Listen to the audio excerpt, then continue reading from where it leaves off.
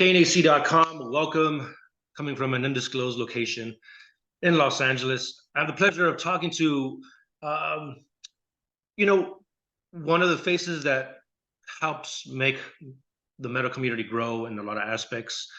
We always talk to bands, but we never talk about, the people behind the scenes that help encourage the music scene. And one of the important websites out there is Metal Injection, and we have founder, CEO, I guess, right? Um, Yeah.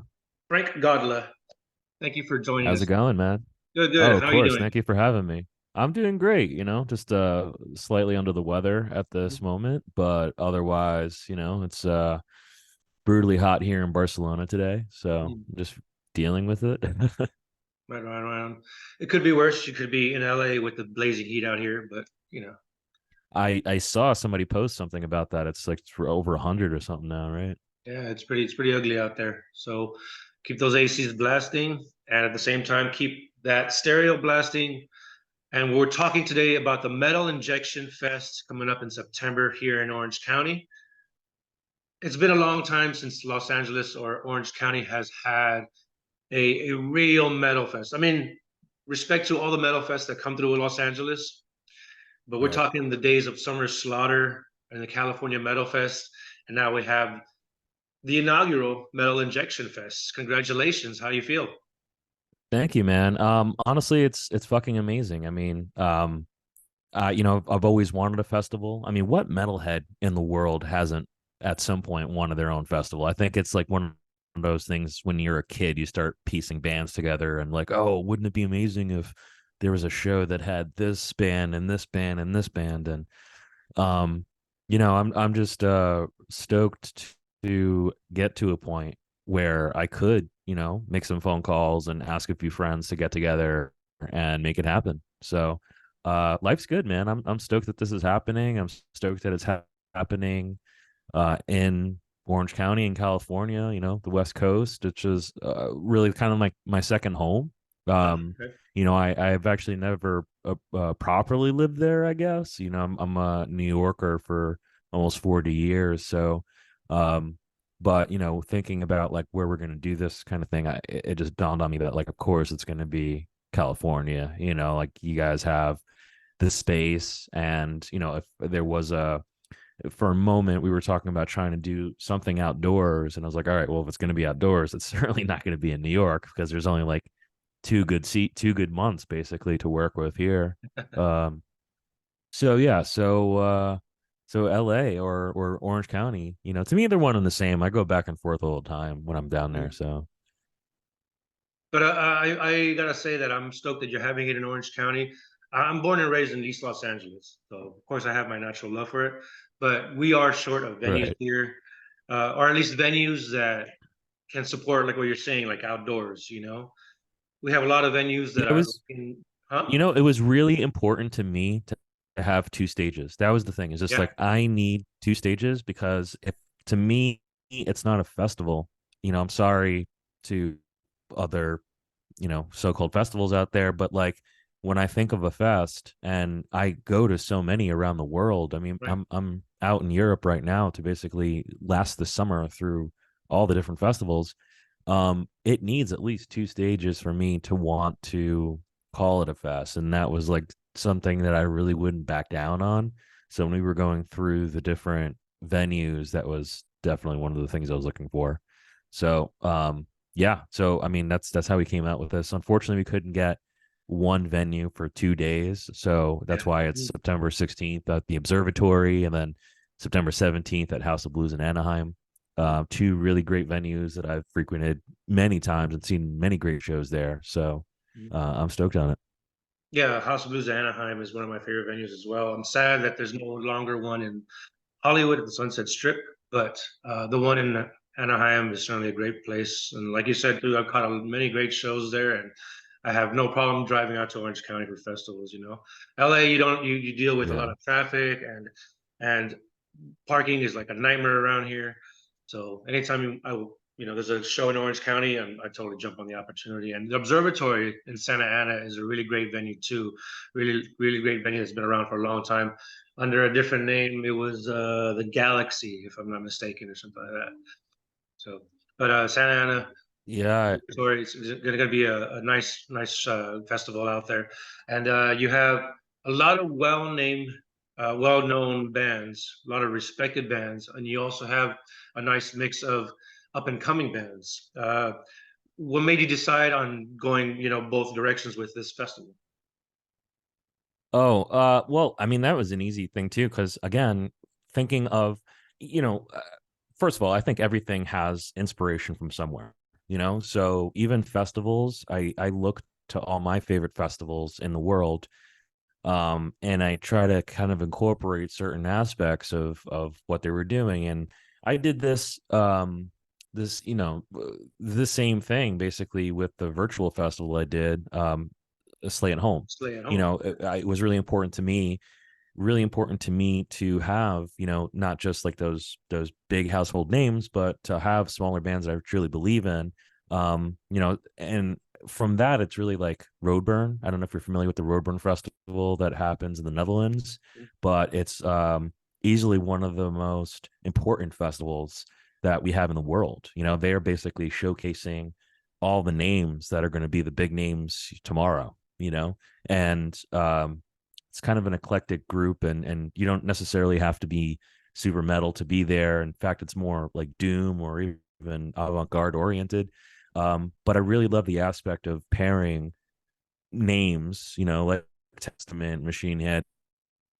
Yeah, so I mean, Roadburn has always been, one of my favorite festivals to piece together, like really eclectic, strange, smaller things that are going to be really big the next, couple of years down the line. And taking a page from what they do, I mean, it's really important to me to have the big names like Testament, Machine Head, Fear Factory, Cavalera, right up against, bands that I love and believe in. I mean, Spirit Adrift are not only homies, but like writing, they're in their prime. They're doing some of the sickest shit, and I truly love it. And I know that they're gonna be that big thing, Yeah. someday. Ex Mortis, I always loved that band, and Right. Pawn Stone are newcomers, but holy shit, if you'll definitely have your jaw open when you Yeah. get to see them. My homies in King, just like so talented. So yeah, it's a good combination, I think, of bands you possibly don't know but are gonna want to know. Yeah. Um, coming up, and of course the heavyweights that I grew up with, you grew up with, and we all Yeah. fucking loved and grew up with. And Yeah. Totally. to see bands like Fear Factory do Demanufacture and Obsolete, and Cavalera doing Morbid Visions, and Bestial Devastation. I mean, it's gonna be fucking a bitch of time. Yeah. Totally. Totally. I can't wait. And you mentioned the cool bands, Ex Mortis, also locals here from Woody, California. I recently had a chance to talk to Conan about the new album. Great new album coming out soon, and I'll post that interview coming up. Also, shout out to Mario and Fueled by Fire, also local guys that are on the festival. So looking forward to catching them. Cavalera doing Bestial Devastation, and the releases, the re-recordings of their early material. Have you heard that? You've had to have heard. It's, dude, of course I've been blasting it nonstop. It's fucking awesome. It's just Yeah. like, normally when I hear bands try to do something like that, I'm like, okay, what was wrong with it in the first place? It was perfect. You're just Oh fucking yeah. with it Right. now, right? Right. Right. But then I heard it and I'm like, holy shit, this is Yeah. like, it's so good. I'm Mhm. so glad that they did that, and of course, like Igor and Max, who I love so much. They're just the greatest fucking dudes. And I really support them and what they're doing. And to me, it's the true Sepultura. So Right. Right. Right. I'm glad that they took that those two albums and reworked them and made them once again their own. And the artwork is amazing on that, and I can't wait for them to, like, do that material live. I was here when they did the Beneath Arise uh, collaboration of their own material, and just phenomenal live.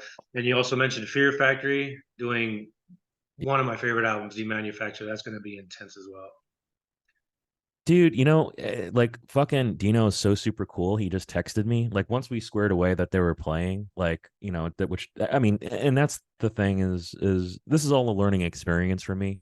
Sure. I mean, this is the first one, it's inaugural. I learned a lot about putting on a festival and how truly, truly, truly hard it is. You know, it's not easy.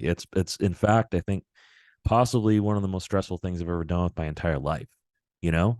And I'm not saying that to complain or whatever. I'm saying that as an eye opener for all the festival people out there, you know, who have done this before. It's truly an amazing thing what they're doing, you know, and I have like a newfound respect Mm, for for this for this entire endeavor, you know, that I was unaware of before. So mm, uh kind of made a man out of me in a weird way. mm, You know, I mean I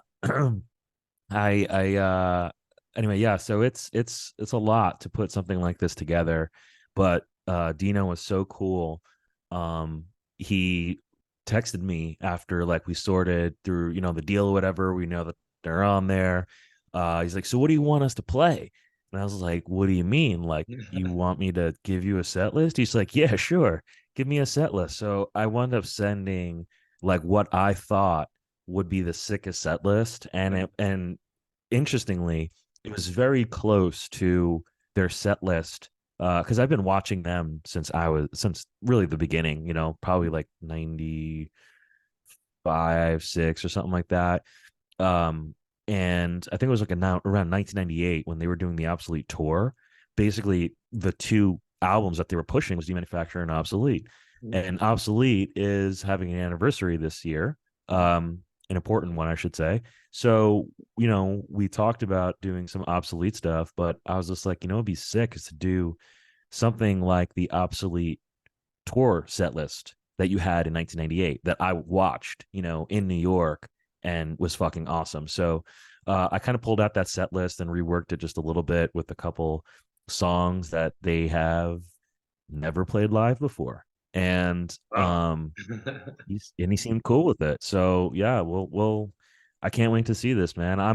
I'm just as stoked as anybody else buying tickets are to see this for the first time, you know. Right. And I've heard like great reviews of the recent shows with the new singer. Unfortunately, his name escapes my mind, but I heard they sound pretty damn amazing with this new singer, and like it sounded really really tight on this last tour. So I'm sure people are going to be Yeah, motivated for that. we've been posting videos on Metal Injection, and I mean he's killing it. The whole band is you know, and of course I did not think that Dino was gonna take, you know, somebody who couldn't do the job. Right, right, right. He knows what's got, you know, what's up and what he's doing. So I'm really stoked to have them, as I am really all the bands, man. Like this is just gonna be such a sick night of metal. And you know, one that's albeit, you know, like Testament, Machine Head, Fear Factory, Cavalera, somebody more those are the greats, you know, like I said, that we grew up with. So like of course there's others, but like these are fucking staples in the metal diet, and I'm just stoked to have them. Are you gonna have some sort of a little metal swap meet going on as well, like some little area where just a bunch of merchants are gonna be hanging out as well? Because I think that's part of a music festival as well, is get all your merch and get in, get your hands on swag, as Yeah, the kids well, say. absolutely. We have yeah, we have a big merch section. Actually, it's it's one of those things that's becoming a little troublesome is to find the room to like, because every Sure, couple days, like I'll have like another idea, and then we have to like extend the merch section just a little bit more so we could include, you know, because I do like a part of what I do obviously is also the messaging behind it, and you know, the things that help, you know, for instance, like MUSICARES, like is such an I important was gonna mention company, that. and it's, you Mhm. know, a charity that I've worked with a couple times before, starting with Slay at Home when I was doing that virtual festival. And they were so great to work with. And, you know, of course, when it came time to doing something in real life, I wanted to have them back because they have personally taken care of a lot of um, musicians that I know, you know, very personally. Like they were struggling in their life for one degree or another with, you know, they needed AA or they needed some Yeah, compensation to get by because they couldn't pay their bills. This is what Music Care does. Music Cares is taking care of the musicians that you care about, you know, and mhm. it's why wouldn't I want something like that to be part of my festival? So, No, of course. yeah, of course, I want them part of this. So if you go to the merch section, you're going to see a lot more than just merch there.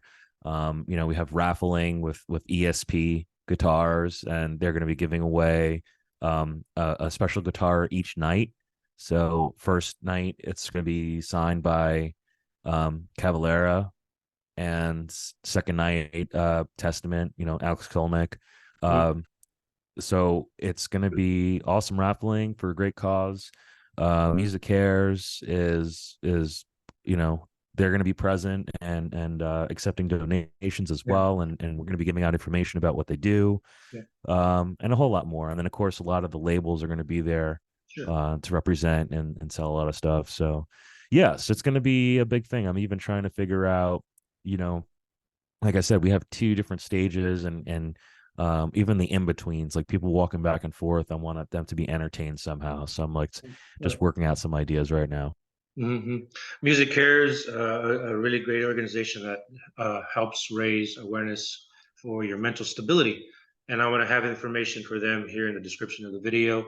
And let's talk about Slay at Home. Like this was around. I always hate to like bring it up, but the whole pandemic and the lockdown situation really changed us, to say the very least.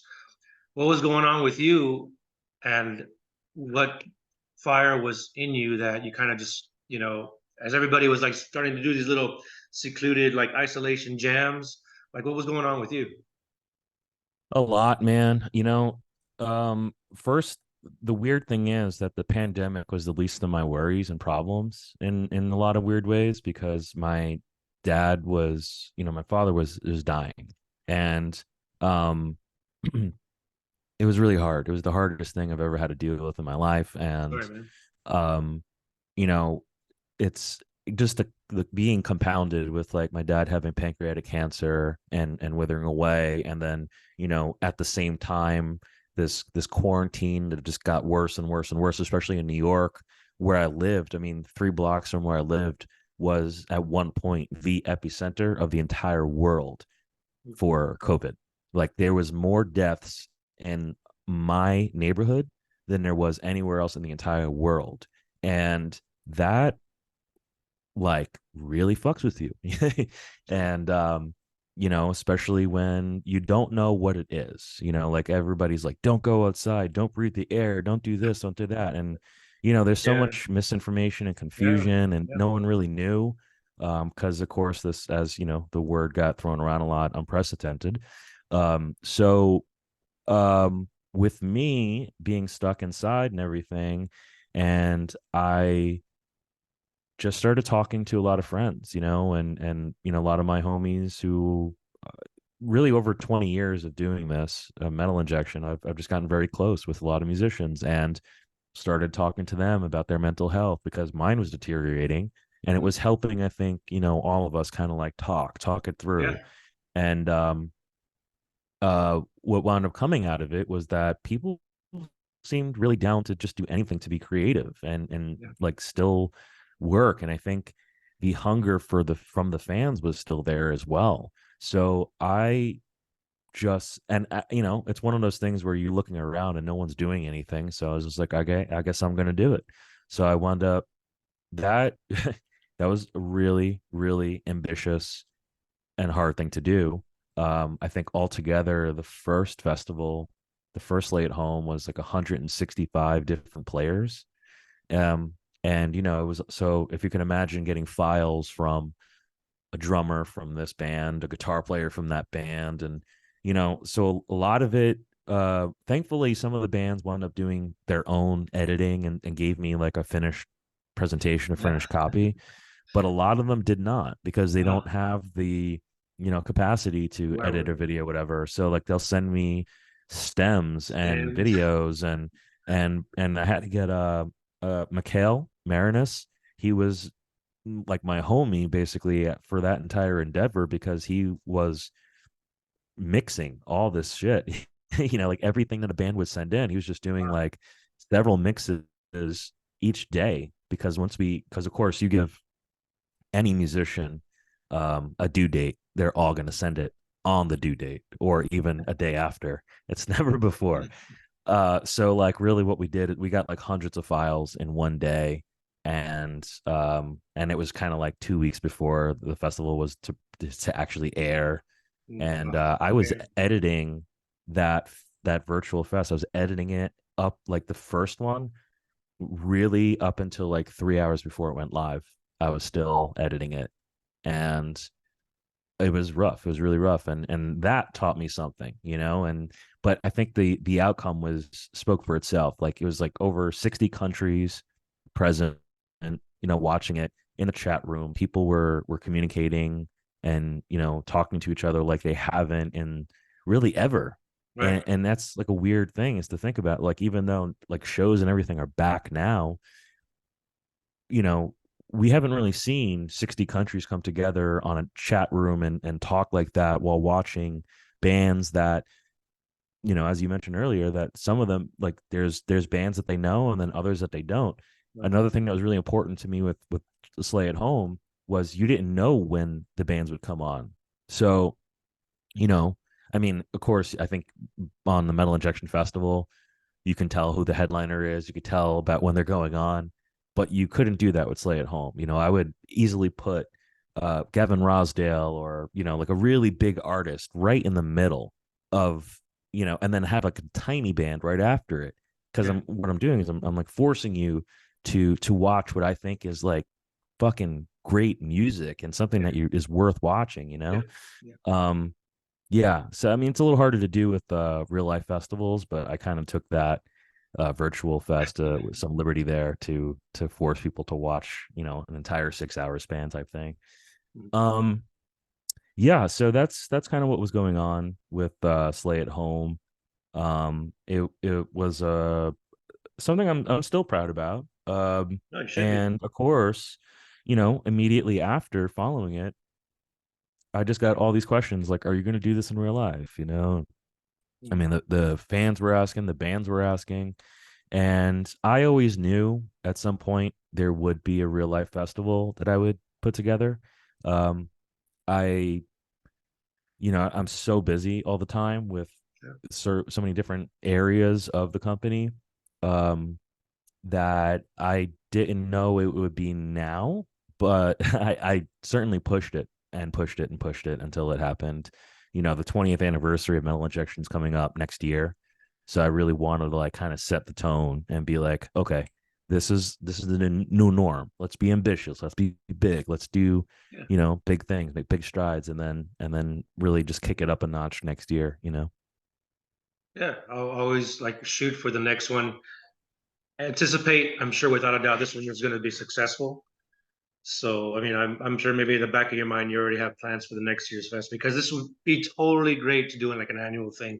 Like again, like you had your Ozfest, which you know unfortunately went away, and then you had Summer Slaughter. You had the California Metal Fest over here, and I don't know if you caught the California Metal Fest or the Summer Slaughters here, but keeping that tradition going alive, man, with the Metal Injection Festival is like the next big festival. So Yeah, I'm man. already I looking mean, forward to next year's. You know. I really appreciate that. And just to reiterate what I said before, this stuff is not easy. And I you know No. like the Ozfest thing, like they've made a statement in time, you know, like it might not be here anymore, but we're still talking about it, you know. We're still talking about Sounds of the Underground Sounds and you good, know, right? Summer's Laughter Tour and Tattoo the Earth way back in the yeah, day. there's so many amazing festivals out there that Mm. have come and gone. Yeah, And you know, to me that's not very fleeting. You know, like to me those festivals meant something big, yeah. and I really enjoyed them when they were here. You know, even Mayhem Fest, all that.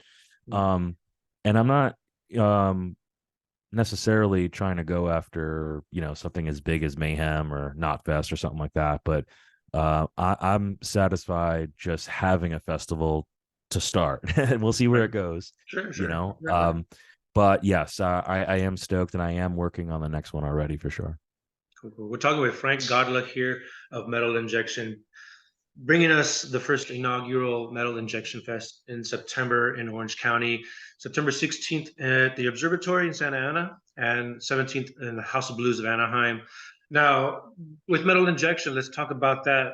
What was it that kind of sparked your interest to get into metal journalism and kind of do your part to raise, you know, raise up the metal community? Well, it's a long-winded, weird story, but I was We're working here for it. mostly in, I was working in businesses. First of all, I was always a metalhead since I was like 5 years old. You know, my dad was a metalhead, and he got me into it, and he pushed me into playing drums and motorcycles, you name it. But really, I was just living a life that I kind of hated. I was at one time found I was managing a telecommunication center.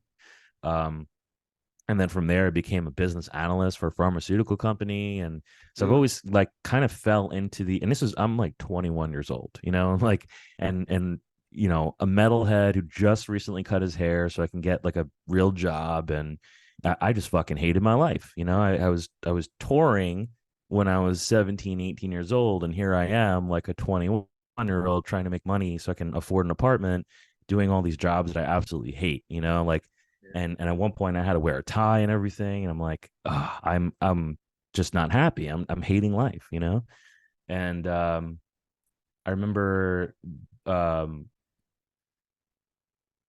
at one point, um, Robert Pasbani, who's my former partner in Metal Injection, he wound up coming in to my office a lot, and he was learning about metal and everything. And I would really just take an entire lunch break to like just sit there and talk about metal with him, and Awesome. all the bands that I would watch and grow up with, and all the best shows I've ever seen. And at one point he was just like, dude, you know more about metal than anyone I've ever seen or know. Like, have you ever considered doing a TV show? And I thought that was a weird question, but whenever you plant something in my head, I kind of can't get it out, and I'm just like gonna stick at it and become ambitious. And so I think like a week later, I wound up buying just I think I borrowed my mom's high 8 camera and bought some video adapter cards and a computer, and then I just started teaching myself how to do some video editing. And I used to be a VHS tape trader way back in the day. So I kind of used some of those tapes, and then we would put, stitch like dumb comedy things in between those videos. So really, it was kind of like Wayne's World, and we take the tape, and I went to Brooklyn Cable Access Television. So we would be on TV like every Friday night at like 3 o'clock in the morning, and hand out flyers outside CBGBs and L'Amours and stuff like that to watch our TV show. I didn't have a band at the time, so I was just promoting my TV show. Yeah. And that really led to getting in front of some of the local um, uh, labels here. So Roadrunner Records and, somebody from Century Media. But it was really Roadrunner Records. I think that like at the time, the team that they had at the time was what to start interviewing bands. Sorry Want about that. to interview some of our bands, and that was like a big step, to interview Machine Head and Chimera and Slipknot and a lot of the bands that they had at the time. And of course, and it's gone through in a weird way. It feels like yesterday, but most of the time it feels like 100 years. Like so much happens in one day in this industry that 20 years of this industry feels like a really, really long time because so Mhm. much has happened, And it goes Um, by in the blink of an eye too, I bet. dude, yeah, it's crazy. I mean, and in through all this, we're changing with the times because Metal Injection was the first of its kind. We were putting video on the web before YouTube existed. Like, I don't even know True. if some of the younger people listening to this could really even fathom what that was like, Mm, but it was so hard to figure out and so much money to actually do. right. Um, so, it was a learning process. It still is a learning process, Sure, sure. because every couple of years something drastic changes, and Right. you kind of have to work with, what you got, and Yeah. go through the You ebb look and at flow. social media now, like it's kind of like going a different direction with like threads and Twitter going out the door, or X now, I guess it's called. And Right. so the social media aspect definitely has influenced or has made an impact as well. Because I remember, I'll tell you this, when Metal Injection started to become a name, I remember, talking about like jobs that you didn't like, that you were in a bad situation. And I was working at the LA school district here in an office, and thankfully, one of the websites that weren't blocked was Metal Injection. So, between that and Metal Sucks, I was like, while like I'm like trying not to fall asleep in my stupid little cubicle, like I'm like I wanted to keep up to date, and Blabbermouth 2 was around, and you wanted to keep up to date with like metal news or videos coming out. So like I would be like, I would turn to Metal Injection, yeah, to like see, okay, what's going on? Let's see this next crazy little video of this random band or these dudes. What are these dudes talking about? Like, I tune in. So like, yeah, definitely, man. I appreciate like what you guys are doing early on and still to the day. So that's great, and I appreciate the hard work that like the learning curve and everything as the process goes on. Because like I'll say it this way, because I've been doing what I've been doing for about like 5 years, and I think correct me if I'm wrong, but as metal journalists or people behind the scenes, I mean, it's important. It's an important aspect because all these bands need publicity. They need these outlets to like get their music out there to reach the fans because it's no longer the way it was back in the day with the tape trading, where the fans did it themselves, which is great. It's a lost art. But now, like, I think we have a responsibility as journalists to kind of help kind of carry these bands through to like new ears, especially, with the festival and you're bringing out these new names, these a lot of unknown bands. I think that's a great thing. I mean, what do you think? Oh, absolutely, man. I totally agree with that. I mean, I don't. It's there is a discussion of like whenever people ask like about my competitors and stuff like that, and I don't know. I think it's a different kind of thing. I don't know that like other magazines or other publications are competitors to what we do. I think of more social media, like because the bands are able to get in front of their audience that much quicker. You start to feel like, oh well, why are we needed, so to speak? And but the reality is that people would sometimes rather hear it from us, that like to the point where a lot of these bands are actually sending me the news direct. They're literally texting me. They'll text me stuff like, "Yo, like, could you run this real fast?" And we'll run stories based on what bands are texting me. Um, which is kind of a really weird thing to be in that like that trusted source, like not Yeah. just with the audience, but with the bands themselves. Like they do trust me to take something and not fuck it up, or to have them in a good light, and that means the world to me. It doesn't go beyond me that we still have a really strong audience, and we're trusted amongst the metal community. So thank you. That's all I have to say about where we're at. I don't necessarily look at what others are doing. I'm trying to figure out how do I outdo what I just did, constantly. How do I do this first? I always I like being the first to do certain things. And that's really how we kind of started, just being the first to put a website together like we did. And I just take it from there and keep on going. Right on, right on. Frank Gondla, Metal Injection, the first inaugural Metal Injection Fest coming next month. Actually, no, in September. I thought we were in August already. Coming up in September, 2-day festival. It's going to be a rager. KNAC.com. Thanks you for your time. A high horns and salute to everybody in the Metal Injection camp. And hopefully in September we get to run into each other and pound some beers. I mean, if you're a drinker, assuming. Of course I'm a drinker. Yeah, dude. It'd be good to drink with you. Yeah, we'll definitely be covering the event. And Frank, I appreciate your time as a journalist and just a Thank you, metalhead man. in general, man. Awesome to talk to you. And I thank you ahead of time for this festival. A lot of the metalheads thank you. And yeah, just, hope to see you soon. And be safe out there, brother. You too, man. Cheers. Cheers.